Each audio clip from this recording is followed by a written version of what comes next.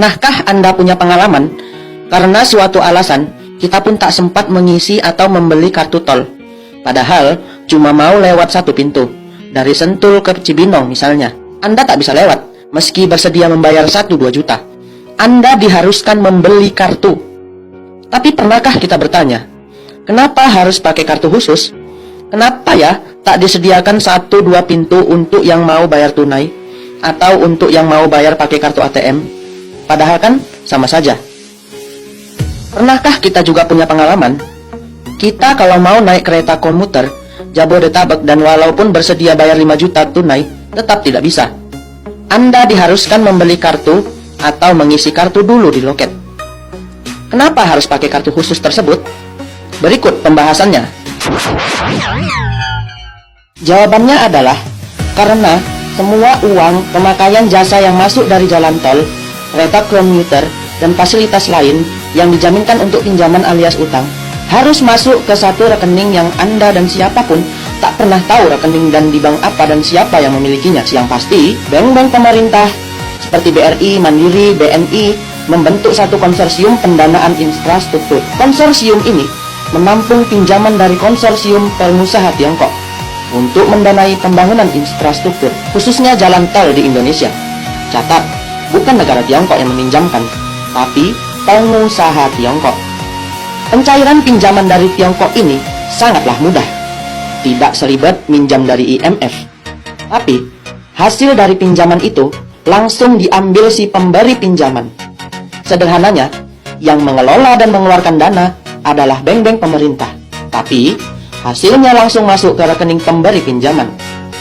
Jadi, begitu si pemberi utang setuju memberi utang, mereka langsung mendapat pembayaran tiap hari 24 jam uang masuk ke rekening mereka. Bayangkan, berapa uang masuk per hari dari penggunaan jasa seluruh jalan tol di Indonesia. Padahal, pemberian pinjaman biasanya bertahap menurut waktu dan fase kerja. Mungkin Anda menyanggah, pemberlakuan kartu itu kan hanya untuk jalan tol yang baru saja.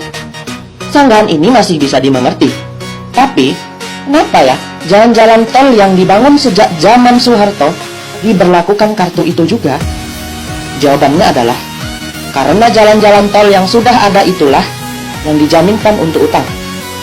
Dulu, yang mengelola uang masuk dari pengguna jalan tol adalah Jasa Marga.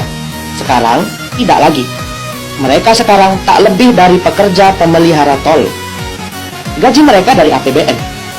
Jasa Marga sekarang tak punya uang tunai. Jasa Marga hanya numpang nama sebagai pemilik jalan, namun tak mempunyai kuasa jalan tol.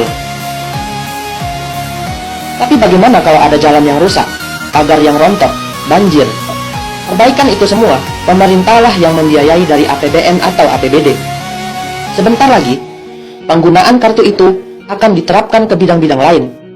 Itu tandanya bahwa Anda menggunakan jasa pemberi utang dan Anda langsung membayarnya tanpa lewat pemerintah, artinya melalui kartu khusus tersebut.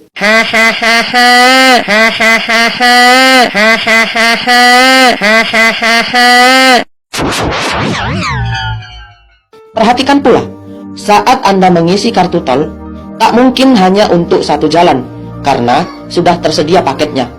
Katakanlah 100.000. Uang 100.000 itu mengendap dan tak bisa Anda pakai untuk apapun.